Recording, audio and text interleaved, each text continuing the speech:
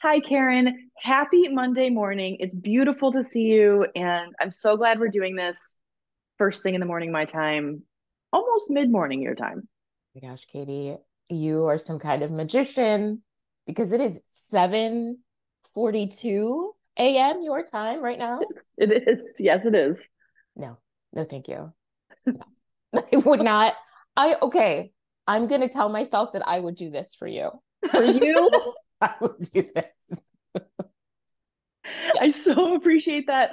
If I'm ever in London and we have to I just don't see that happening. I so appreciate it, Karen. And I honestly am not upset about I feel like I'm getting up earlier. Ever since the time change, I'm like getting up. I don't know. The whole thing that, a couple weeks ago when it was like this morning routine of oh, I just lay in bed and I meditate and fuck that. No, I don't.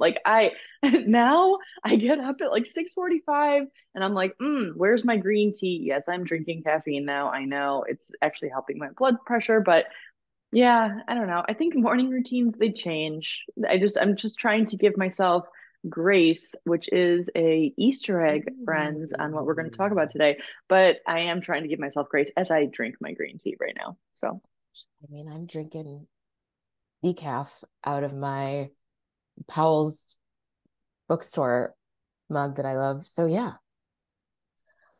I'm we're with here for you. it. Yes. All right, should we jump in? I have a million questions for you though about how your weekend went. So let's start there actually.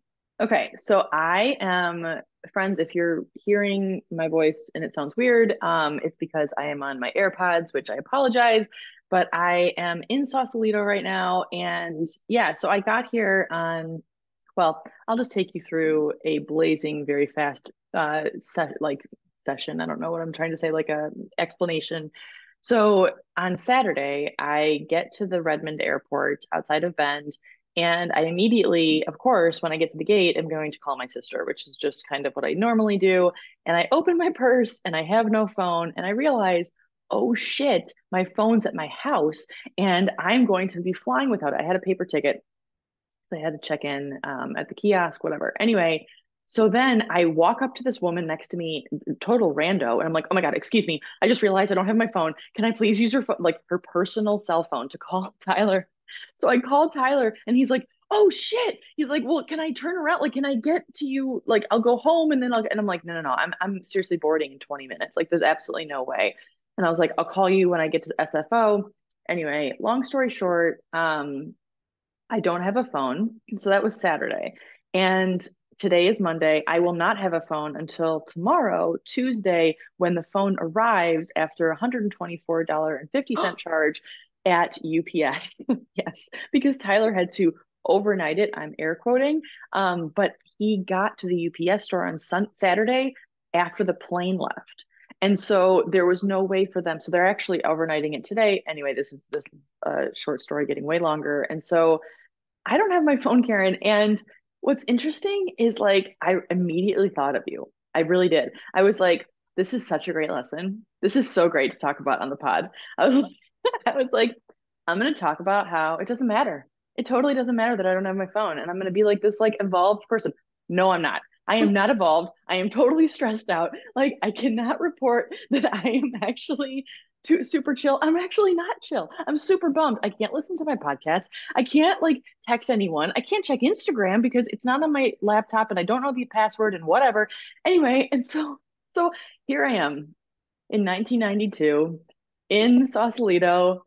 And last night, I know I told you this off pod, but last night I went to Berkeley to visit a family member and I realized, oh shit, he lives way up in the hills. Really, it's like if if spaghetti was a road, it's like a tangled web. It's bizarre up there. It's honestly, it's I don't know, they must have just made those roads before roads, but basically I was like, shit, I'm gonna definitely have to write this down. I was like, I don't have a post-it. And so I looked around my Airbnb and I found a paper plate. And so I wrote on a paper plate all of the directions. Thankfully, I can report that it actually went well, but I'm emailing all the people that I'm meeting up with, like, hey, haven't ever emailed you, friend that I've had for 20 years, but hopefully this is your same email that you had when you were in your 20s. And I now am like, what do you want for dinner tomorrow night? Like, Anyway, so I'm great, but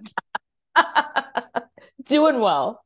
doing so well, living my best life. I am not evolved though. I am totally attached to my phone. I cannot report that I'm like in like a levitating state. I'm not. I'm going for a walk after I talk to you, Karen, and I'm like, what am I gonna do for an hour? I'm just gonna look at the beautiful ocean. Oh my God, fuck my life.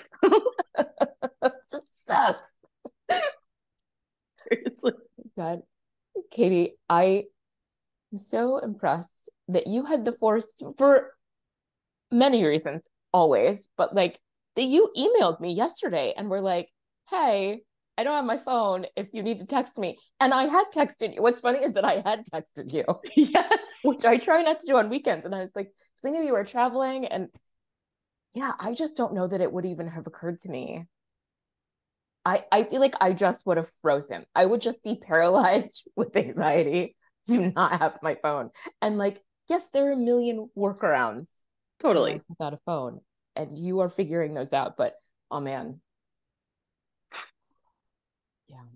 Thank you. I mean, I did think of you and I was like, oh shoot. Like I just keep thinking of all the meetings that I have, which of course are in my notes app and like which I don't have access to. But I mean, I'm so glad that I emailed you because I hadn't emailed you the video file. Anyway, so that was my weekend. I have had fun though with the people I love and I'm seeing some more people today and tomorrow and I'll be making a lot more paper plate notes. So, Oh, stay tuned. I'll let you know how that goes next week when we talk. I mean, is this coming out Thanksgiving week? You could make those turkeys, those like paper plate turkeys. Did you Oh ever my do God, I that in love school? that so much. Yes, with your hand and you Yes. carve it around. I actually think I have four more paper plates in the cupboard. So like that is there's an opportunity for that. I love that. Oh my God. I don't have I much to do because I don't have my phone. So I could just kill time making paper plate turkeys. I love that. with directions on them. Yes, exactly. Useful. Very functional. Oh my God. The other thing that occurs to me is that, like, I mean, you've been married to Tyler a long time. You've known each other a very long time. MLB, if pressed, I don't know if they could generate my phone number on demand, Oh, yeah. right? Like, I feel like that is the other lesson for all of us listeners is like, have your loved one's phone numbers memorized. I feel like those of us who grew up, who came of age before cell phones, like, have certain phone numbers memorized, but as you meet people, you just stop doing that. Like, I couldn't, I certainly don't know your phone number. Oh, totally. Same. And that's such a good point because it's like, I think I have burned into my brain that I need to remember Tyler's phone number. And so it's like, it's like a survival mechanism. Yes. Like it's like, I have to know what that is. And I mean, I would love to say that I know my parents' phone numbers. I don't. They've had the same phone numbers, cell phone numbers forever.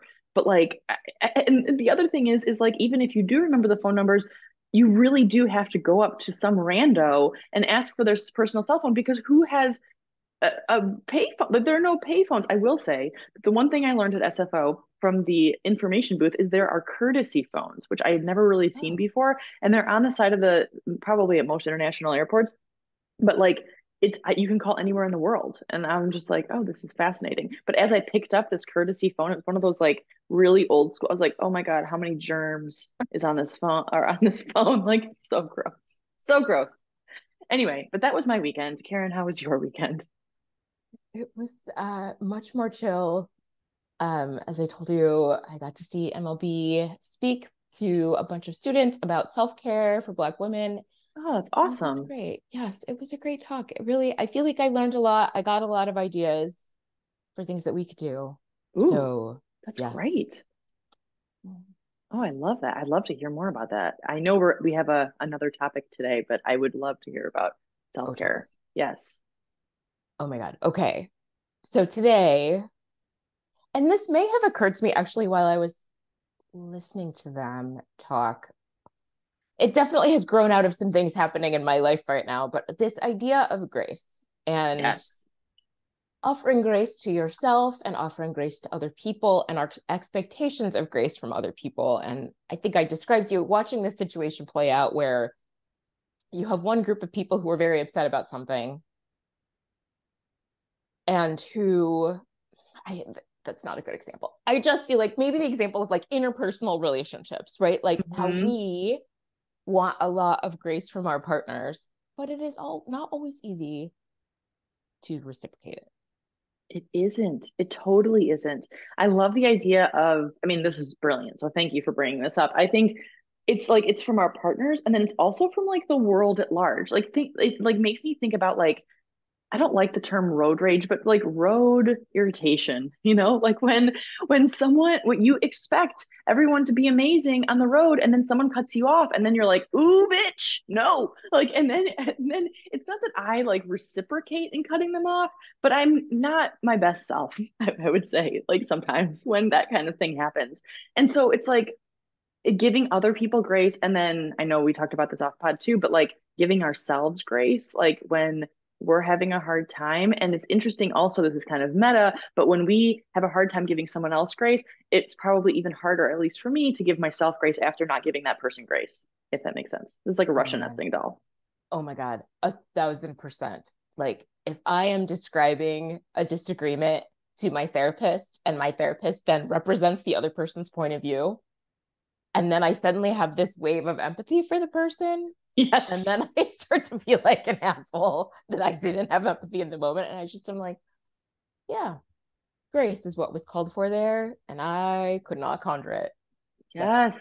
It's so hard though. Like I think it's hard to like articulate what grace looks like for yes, in different situations. I mean, it's so easy for me to know what grace looks like when Tyler is talking to me. Like if I get really activated and I'm upset about something and he meets me as like, wow, I really appreciate that you're telling me your feelings. Like this has happened like, well, I can't even joke about that. He actually is very good about that. Like he does actually meet me with grace often. And then I'm just like, I know that I need to meet him with that same level of grace. And it's so hard because I'm like, well, no, even though you're being really cool about this, I'm still mad. Like you did this thing. Oh, it's so hard, Karen. It's like, I don't know. Is grace giving, like taking a few breaths, taking a minute? Like, I don't know what the actual, like, what it really looks like in real time. yes, exactly.